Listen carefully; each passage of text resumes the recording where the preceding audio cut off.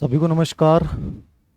कल librarian second grade का paper हुआ था, आप सब लोगों ने देख लिया होगा। मैं घर से बाहर था 2 दिन, तो मैं इसलिए आज मॉर्निंग में मैंने देखा।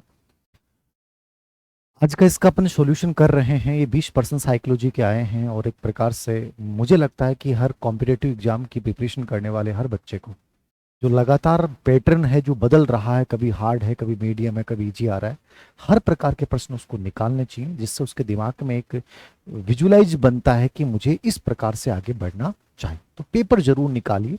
मैंने लगभग पेपर आपको करवाए हैं, जो भी पेपर हुए हैं, ठीक है। और उनसे कुछ ना कुछ एनालिसिस किया करो कि हमें और क्या इंप्रूवमेंट करना है।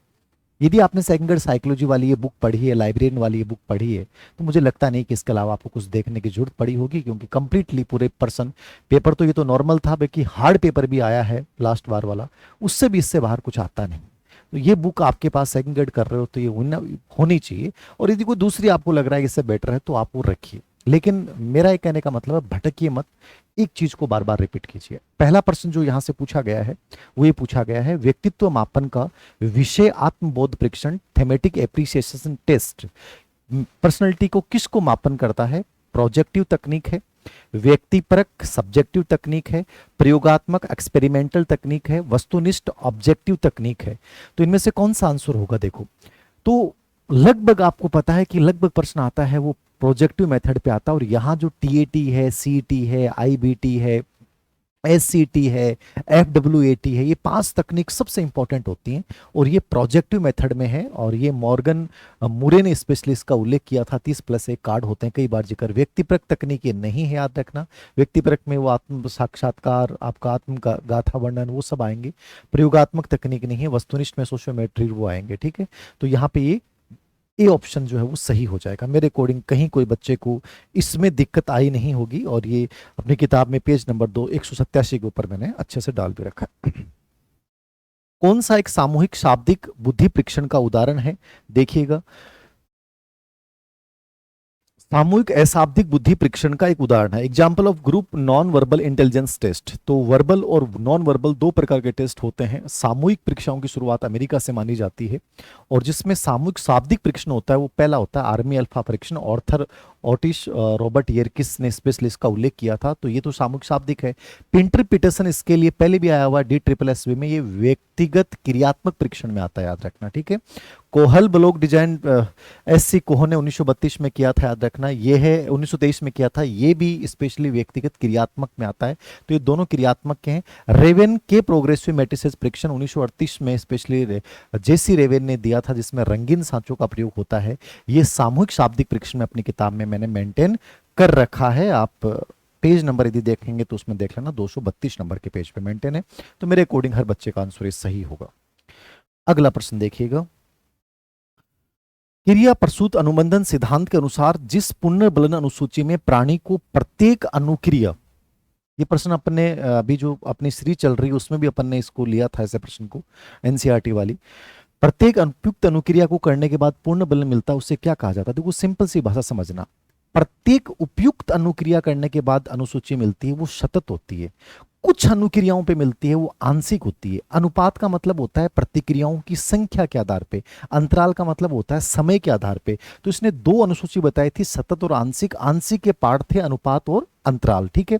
तो यहां जो प्रश्न आपका आंसर होगा वो क्या है? उपयुक्त है। तो आपको क्या करना है? उपयुक्त करना है। ये प्रश्न से पेज नंबर 115 पे आप देखना, सेम टू सेम लैंग्वेज मिलेगी आपको, एज इट इज यही भाषा डाल रखी है मैंने। प्रत्येक उपयुक्त अनुक्रिया, तो यहां आंसर क्या हो जाएगा? सतत हो जाएगा। क्या हो जाएगा?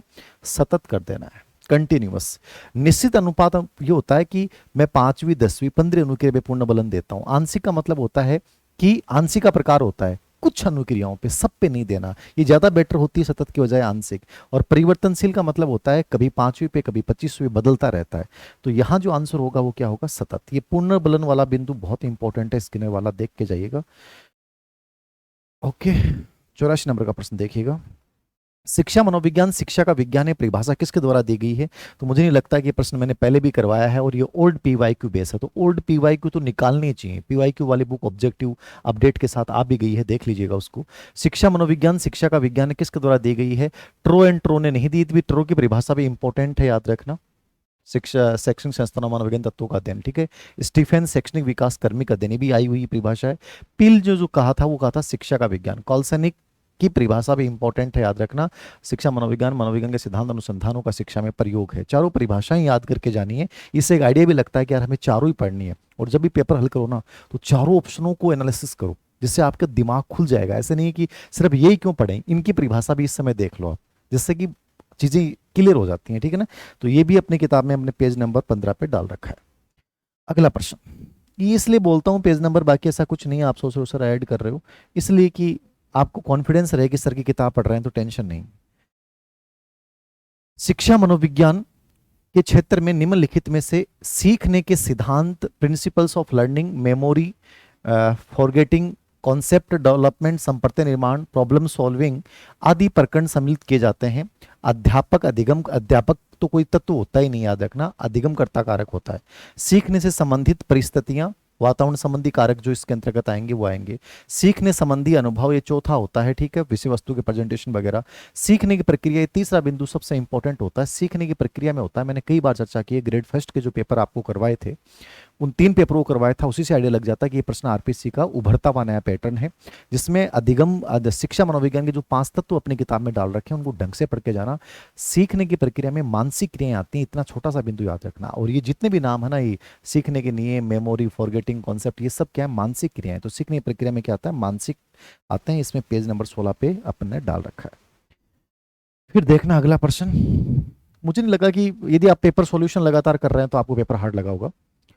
किस प्रकार के बच्चों की शिक्षा देने हेतु संवर्धित कार्यक्रम, मैंने बहुत बार टेस्ट सीरीज में इसको इनरिचमेंट प्रोग्राम बहुत बार करवाया है। संवर्धित कार्यक्रम का मतलब है बढ़ा हुआ, व्यापक, विशाल कार्यक्रम। तो किन बच्चों के लिए व्यापक, विशाल, विभेदित कार्यक्रम शुरू करेंगे अपन? बाल अपराधी के लिए तो मतलब ही नहीं है। प्रतिभाशाली बालक एकदम सही है। विशेष आवश्यकता वाले बच्चों के लिए एकदम नॉर्मल चीजें होती हैं। धीमी गति से सीखने वालों को तो एकदम सरल रुचिपूर्ण पाठ्यक्रम होता है। इनरिचमेंट तो पॉसिबल ही नहीं है। तो इनरिचमेंट प्रोग्राम मैंने कई बार चर्चा की है, बहुत बार बताया क्लास में भी कि ये मोस्ट इंपॉर्टेंट बिंदु है, संवर्धन और त्वरण कार्यक्रम, ठीक है ना। ग्रेड एसिलेशन और ये आपका इनरिचमेंट प्रोग्राम, ये दोनों वर्ड याद रखना, प्रतिभाशाली बालक पे आते हैं, ठीक है ना। और ये किताब में एजिटीज जो एजुकेशन वाला पार्ट है प्रतिभाशाली बालक का, 246 के नंबर पेज पे आप देख लीजिएगा। भाषा चेंज नहीं होती है। मिनीसोटा देशिक संबंध परीक्षण, ये अच्छा प्रश्न है। जो बच्चा सीरियसली जिसने पढ़ा है उसका प्रश्न 100% सही होगा। मिनीसोटा देशिक संबंध परीक्षण, देशी का मतलब क्या होता है, स्पाइटियल। ये मैंने कई बार चर्चा की है, भाषा का थोड़ा सा चक्कर होता है, ठीक है ना। इस देशी को आप स्थानिक भी बोल सकते हो, क्या बोल सकते हो, स्थानिक भी बोल सकते हो, स्पाइटियल इसको अपन बोलते हैं, ठीक है। देशिक संबंध परीक्षण क्या मानता है, तो देखना अभिरुचि, आत्मसंप्रत्य, अभिवर्ती, अभिक्षमता। तो ये आपने पढ़ाया भी है मैंने। जो अभिक्षमता होता है ना, अभिक्षमता से रिलेवेंट 2 प्रकार के परीक्षण होते हैं, सामान्य अभिक्षमता परीक्षण और विशिष्ट अभिक्षमता परीक्षण, ठीक है। सामान्य अभिक्षमता में 2 परीक्षण आपको याद रखना है, डीएटी और जीएटी भी। विशिष्ट अभिक्षमता परीक्षण में मैंने 8-9 किताब में डाल रखे हैं, और उसमें जो पहले नंबर का परीक्षण डाल रखा ना, वो यही डाल रखा है विशिष्ट अभिक्षमता परीक्षण में, मिनीसोटा, ठीक है, यांत्रिक अभिक्षमता और स्थानगत अभिक्षमता परीक्षण, ये दोनों डाल रखे हैं। तो आपको 100% ऐसा लगा होगा कि सर ऐसा लगता है किताब से एज जाता है, 286 के पेज पे आप देख लीजिएगा। तो ये स्पाइटियल जो होता है वो किससे होता है, अभिक्षमता से, ठीक है। अभिवर्ती के 7 परीक्षण है, वो भी याद रखना है। अभिरुचि के कोडर परीक्षण, थ्रस्टन परीक्षण, स्ट्रॉन्ग परीक्षण है, 3 परीक्षण याद रखना है। सेल्फ कॉन्सेप्ट से रिलेवेंट कोई कुछ याद नहीं करना, इसकी बस विशेषता वगैरह भी प्रश्न पूछ सकता है, तो एनालिसिस कर लिया करो साथ में। संवेगात्मक बुद्धि का वह घटक जिसमें व्यक्ति दूसरों के अभिप्रेरणा व संवेगों को, देखना है प्रश्न, अभी ग्रेड फर्स्ट में आरपीसी में भी इसको रिवाइज किया था, इसलिए मैं कह रहा हूं ऑब्जेक्टिव वाले नई वाली बुक जरूर देखना। संवेगात्मक बुद्धि का वह घटक जिसमें व्यक्ति दूसरों के अभिप्रेरणा और संवेगों को समझता तथा उसकी पर्याप्त पहचान करता है, कहलाता है। देखो, संवेगात्मक बुद्धि के 5 तत्व हैं। पहला है आत्म प्रेरणा, जिसमें आप अपने आप को मोटिवेट करते हो, जो तीसरा कारक मान जाता है, सबसे इंपॉर्टेंट कारक मान जाता है। तो इसमें अपने आप को करते हो, इसलिए दूसरा तो आएगा नहीं। संबंधों को संचालित करना, ये बताया था जॉन मेयर पीटर्स चेलोवी ने। दूसरे के साथ कैसे आप संबंध बनाते हो, इसमें आत्मनियंत्रण वाला भाव आता है। सहभागिता व सहयोगी तत्व होता ही नहीं है, याद रखना, वैसे सोशल स्किल में आता है। प्रानुभूति जो होता है वो चौथा तत्व होता है, जिसमें हम दूसरों के भावों को समझते हैं, ठीक है ना। दूसरों की भावनाओं को समझना, उनके साथ वैसा ही व्यवहार करना, ये प्रानुभूति, इंपेथी होता है, ठीक है। और ये चौथा तत्व होता है, और ये दूसरों के प्रति होता है, मतलब ये अंतर्व्यक्तिक नहीं होता, अंतर्व्यक्तिक होता है ना कि अंतर्व्यक्तिक। ऊपर वाले तीन अंतर्व्यक्तिक होते हैं। तो इस प्रकार के प्रश्न बहुत बार आ रहे हैं, तो इसको याद रखना। चौथा ऑप्शन है प्रानुभूति, ये संवेगात्मक बुद्धि में मैंने डाल रखा है। एज इट इज भाषा आपको मिल जाएगी, एज इट इज जो भाषा same to same. Page number शायद इमोशनल इंटेलिजेंस का होगा मेरे अकॉर्डिंग 236 के ऊपर। अधिगम के रचनावादी सिद्धांत पे ये प्रश्न आपको लग सकता है कि सर ये हार्ड प्रश्न आया है मेरे पास, मैंने रात को देखा था व्हाट्सअप, तो बहुत सारे बच्चों के मैसेज थे। अधिगम के रचनावादी सिद्धांत यानी कंस्ट्रक्टिव थ्योरी में अनुदेशनात्मक प्रतिमान, ठीक है, कौन सा मतलब एक प्रकार से इंस्ट्रक्शन मॉडल के रूप में शिक्षक एक फैसिलेटर, सहज करता है मतलब होता है फैसिलेटर के रूप में कार्य करता है। सिंपल सी बात याद करना, निर्मितवादी उपागम का मतलब है जहां teacher as a facilitator, as a motivator भूमिका निभाएगा। निर्मितवाद का मतलब यही है। यहाँ सिंपल प्रश्न पूछ रहा है, कुछ नहीं है, किताब में डाल रखा है मैंने, कंप्लीटली डाल रखा है। एज ए सहजकर्ता के रूप में काम करता है। विचार मंथन प्रतिमान, ब्रेनस्टॉर्मिंग, ब्रेनस्टॉर्मिंग प्रतिमान नहीं होता, ब्रेनस्टॉर्मिंग एक टूल है जो क्रिएटिविटी को बढ़ाता है, याद रखना, ना कि प्रतिमान है। 4E प्रतिमान कोई प्रतिमान नहीं है, 5E प्रतिमान होता है, 4E नहीं होता है, याद रखना। अवधारणा मानचित्रण, कॉन्सेप्ट मैपिंग जो जोसेफ नोविक ने दिया, जिसमें अपन चीजों को विजुलाइज करते हैं, माइंड में चित्र बनाते हैं, याद रखना। तो इसमें भी कहीं एज ए वो मतलब ये टूल है, ये भी टूल है, ये भी टूल है। 5E प्रतिमान ये शिक्षण अधिगम के रचनावाद का प्रतिमान है, याद रखना। जैसे वाइगोत्स्की ने सामाजिक निर्मितवाद दिया है, जिन पियाजे ने व्यक्ति निर्मितवाद दिया, वैसे रोजर बाइकी ने 5E प्रतिमान दिया है, ठीक है। और उसमें क्लियरली मैंने क्लास में बोला हुआ है कि इसमें होता क्या है, पूरा समझाया हुआ है, और इसमें कंप्लीटली बताया हुआ है टीचर एज ए फैसिलिटेटर होता है, ठीक है। टीचर क्या होता है? फैसिलिटेटर होता है। इंगेज, एक्सप्लोर, एक्सप्लेन, ठीक है, एलाबोरेट और इवोल्यूशन, ये 5E जो होते हैं, इसमें टीचर जो है बच्चा स्वयं करता है, बस टीचर उसको एक सुविधा प्रदान करता है, जो फैसिलिटी प्रदान करता है। तो ये आंसर क्या हो जाएगा? 5E प्रतिमान। सोचना ही नहीं था बाकी पे। तो ये भी अपनी किताब में पेज नंबर मैंने डाल रखा है, आप देख लीजिएगा, 135 पे मिल जाएगा अधिगम वाले टॉपिक में। एक जगह पढ़ते रहो, आप जहां भी पढ़ रहे हो ना, बस मैं तो एक ही चीज कहूंगा, जो भी आप पढ़ रहे हो बस अच्छे से पढ़ लो, समझ लो चीजों को। कौन सा कथन सही है? उपलब्धि अचीवमेंट जो मोटिवेशन होता है उस पर सेकंड ग्रेड, चाहे पीटीआई का दो चाहे सेकंड ग्रेड, वैसे 2 प्रश्न आता है, फिक्स होता है। अचीवमेंट मोटिवेशन, उच्च उपलब्धि विप्रेरणा वाले व्यक्ति साधारण कठिनाई वाले कार्य करना पसंद करते हैं। दूसरी या तीसरी विशेषता किताब में लिख रखी होगी, साधारण कठिनाई करने वाले वे कार्य जिनमें उनको सफलता की संभावना अधिक दिखती है, तो वे कार्य प्रत्येक करते हैं। तो साधारण कठिनाई करने वाले, ठीक है। मध्यम जोखिम उठाते हैं, और कठिनाई कौन सा होता है? साधारण कठिनाई। एज इट इज भाषा है किताब में, नोट करना। उच्च उपलब्धि प्रयोग वाले व्यक्ति वो कार्य अधिक करते हैं जिसके आधार पर उनकी तुलना अन्य व्यक्तियों, कंपेरिजन होता है। मैंने क्लास में बताया है ऑफलाइन में कि बच्चे चाहते हैं कि जैसे हमारे दूसरे, उसने ऐसा किया तो मैंने देखो ऐसा कर दिया। कंपेरिजन, प्रतिस्पर्धा वाले कार्य करना पसंद करता है। उच्च उपलब्धि वाले व्यक्ति अपने आकांक्षा स्तर को एस्पायरेशन, ये भी विशेषता लिखी हुई है, एस्पायरेशन हमेशा कि हमें इससे ज्यादा करना है, बड़ा करना है, वहां पहुंचना है। एस्पायरेशन होगा तभी तो अचीवमेंट मोटिवेशन होगा, वरना होगा ही नहीं। तो ये तीनों विशेषताएं आपकी एकदम सही हैं। तो आंसर क्या करोगे आप? ABC, ठीक है। कौन सा कथन सही है? ABC। और ऐसे प्रश्नों में लगभग अधिकतम आप, यदि आपको समझ में भी नहीं आता तो पूरे करके आया करो, यदि तुक्का ही लगाना हो तो, क्योंकि इसमें ABC होता है। ये किताब में एज इट इज लिखा हुआ है, पेज नंबर 160 के ऊपर, मोटिवेशन। इससे आइडिया लगेगा कि अचीवमेंट मोटिवेशन ढंग से पढ़ के जाना है। कौन सा प्राथमिक प्रेरक का उदाहरण है? कई बार चर्चा कर लिया, अभी एक कल परसों अपने एनसीईआरटी वाली रीट वाली सीरीज की थी, उसमें भी पढ़ा था ये प्रश्न। प्राथमिक क्या होता है? जो जन्मजात होता है, जो जैविक होता है, जो आपके अंदर पाया जाता है, वो प्राथमिक होता है। जो मेस्लो ने 5 बताए थे, भूख, प्यास, काम, नींद, मलमूत्र, त्याग, इनको 5 को उसने स्पेशली प्राथमिक कहा है, जो जन्मजात है। अनुमोदन ये अर्जित है, उपलब्धि अर्जित है, शक्ति अर्जित है। भूख जो है वो किस में? प्राथमिक में। एज इट इज भाषा लिखी हुई है कि प्राथमिक प्रेरक मेस्लो के अनुसार, जैविक और प्राथमिक दोनों ऑब्लिक लगा के लिखे हुए हैं। तो ये मुझे नहीं लगता किसी बच्चे का ये प्रश्न गलत होगा। आंसर इसका आप देख सकते हैं 159 पे। अगला प्रश्न, कोहलरबर्ग के सिद्धांत के अनुसार नैतिक विकास का कौन सा स्तर कानून और व्यवस्था अभिविन्यास से जुड़ा हुआ है? According to Kohlberg theory, what level of the moral development is associated with law and order orientation? Law and order orientation कौन सा? देखो 3 स्तर है, रूढ़िगत, पूर्व रूढ़िगत और उत्तर रूढ़िगत। पूर्व रूढ़िगत में तो लॉ एंड कानून की कहीं आता ही नहीं है। जो दूसरा स्तर है रूढ़िगत कन्वेंशनल, उसमें जो चौथी स्टेज है उसको मैंने लिख रखा है कानून अभिविन्यास की अवस्था, law and order stage, English में आगे जस्ट लिख रखा है। तो कानून अभिविन्यास की अवस्था जो आती है वो रूढ़िगत स्तर में आती है। जो चौथी अवस्था उसको उसने बोला था ठीक है ना। सामाजिक व्यवस्था के प्रति सम्मान की अवस्था भी इसको बोलते हैं, तो बी ऑप्शन रूढ़िगत हो जाएगा। इजी प्रश्न था, मुझे नहीं लगता कि इसमें कहीं दिक्कत आएगी। ये भी किताब में आप देख लीजिएगा 34 नंबर के प्रश्न पे। थॉर्नडाइक के अनुसार कौन सा बुद्धि का प्रकार है? बहुत इजी प्रश्न है। मुझे लगता है लाइब्रेरी वाला पेपर शायद एक नॉर्मल व्यक्ति ने बनाया है, इतना हार्ड पेपर नहीं दिया। एक दो परसेंट लेवल के हैं, बाकी तो नॉर्मल। आरपीसी सेकंड का पेपर अच्छा आया था बजाय इसके, तो आप इससे अनुमान मत लगाना कि इजी पढ़ना शुरू कर दो। इजी तो खरी चीजें तो आ ही जाएंगी, वैसे कुछ लेवल अच्छा पढ़ो, निर्मितवाद को ढंग से पढ़ो। थॉर्नडाइक के अनुसार बुद्धि का प्रकार, तो थॉर्नडाइक ने 3 प्रकार बताए थे, मूर्त, अमूर्त और सामाजिक। तो यहाँ अमूर्त बुद्धि दे रखा है, बाकी ये तो तीनों प्रकार जो है वो किसके हैं? गार्डनर के हैं, इसलिए देखने नहीं है। अमूर्त बुद्धि ये शायद बुद्धि वाले टॉपिक में फर्स्ट दो दूसरे तीसरे पेज पे डाल रखा है। एरिक्सन के सिद्धांत में कौन से भी मनोसामाजिक अवस्थाएं स्वायत्ता बनामी? ये प्रश्न 2 बार आ गया भाई, ये प्रश्न 2 बार आ गया, आरपीसी ग्रेड फर्स्ट में भी आया था, इसको देखना। एरिक्सन का सिद्धांत मनोसामाजिक विकास में 8 अवस्थाएं बताई हैं, तो स्वायत्ता बनाम लज्जा दूसरी अवस्था है।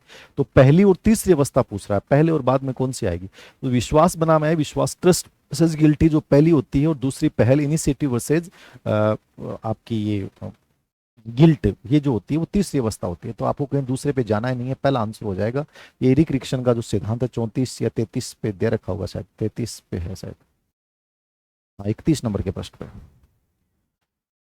इजी सा है।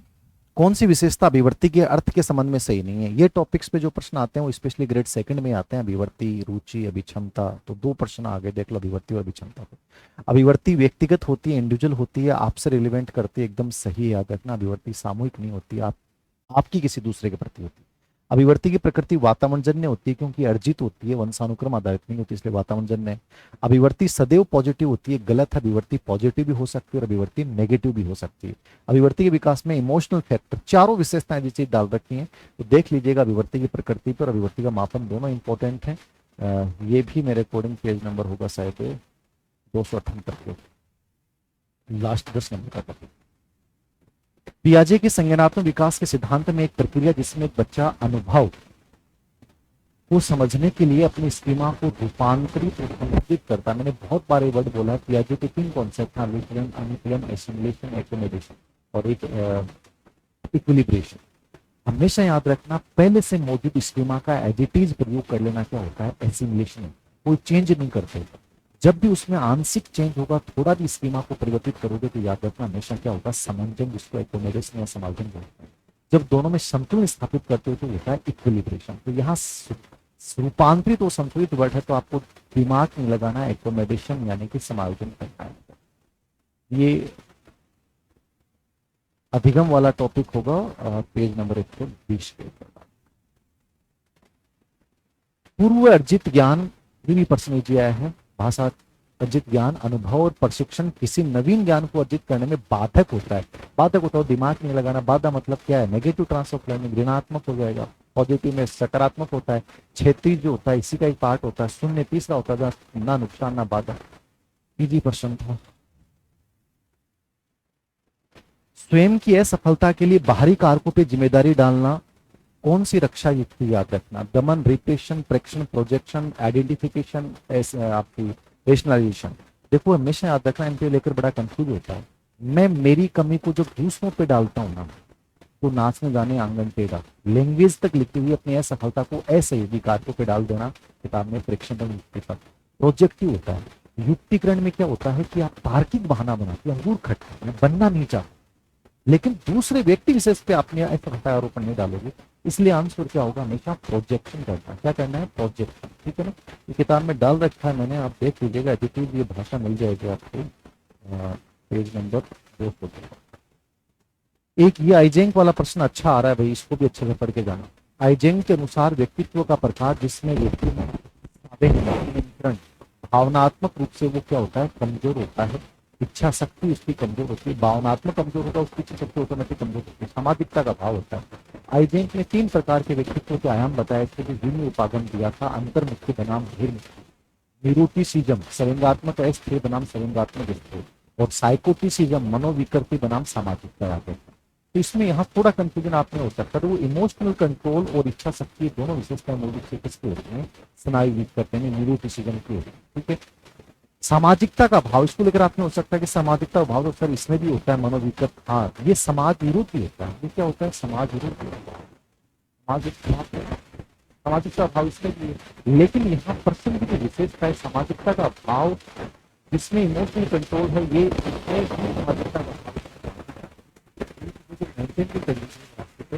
ये न्यूरोटिज्म आपको होगा, इसकी केवल एक साधारण विशेषता मिल गई, इसका आधार पर आप नहीं करेंगे, आप 2 नंबर का आंसर कराएंगे स्माइल के काम में अपने डाल रखा है धन्यवाद।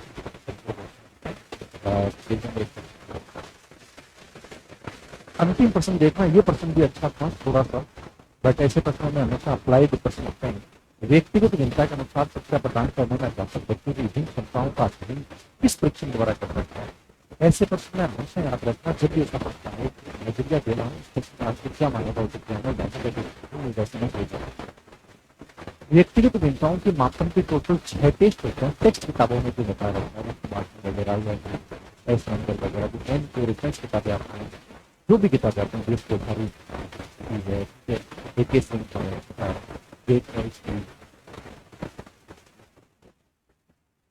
चौहान के उन सब में 6 टेस्ट है। बुद्धि परीक्षण है, उपलब्धि परीक्षण है, संवेग परीक्षण है, व्यक्ति के परीक्षण है, अभिरुचि परीक्षण है, अभियोग्यता परीक्षण है। ठीक है, ये टेस्टों के नाम आते हैं। बट यहाँ पर की भाषा पढ़ना, शिक्षा प्रदान करने बच्चों की व्यक्तिगत भिन्नताओं का अध्ययन किस परीक्षण द्वारा कर सकता है? आपके दिमाग में सब ये नहीं होगा, संकेत अभिलेख करते हैं।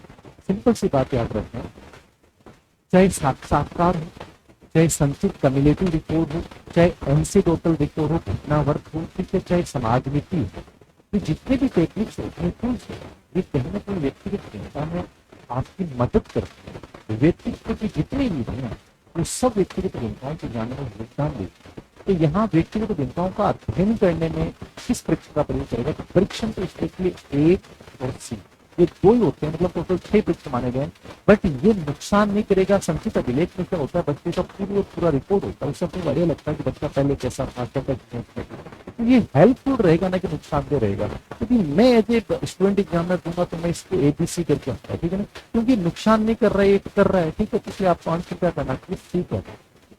ये इजी सा पेपर था, मीडियम सा पेपर, नॉर्मल सा पेपर था। मुझे लगता है कि आप सबका बहुत अच्छा गया होगा, जिन बच्चों ने किया है और कम ही बच्चों ने किया होगा। तो थैंक यू वेरी मच। एक आइडिया लेना है, हमें इजी पेपर भी देखना है, हार्ड पेपर भी देखना है, फिर हमारे दिमाग में इमेज बनने के लिए हमें क्या क्या चीजें करनी चाहिए।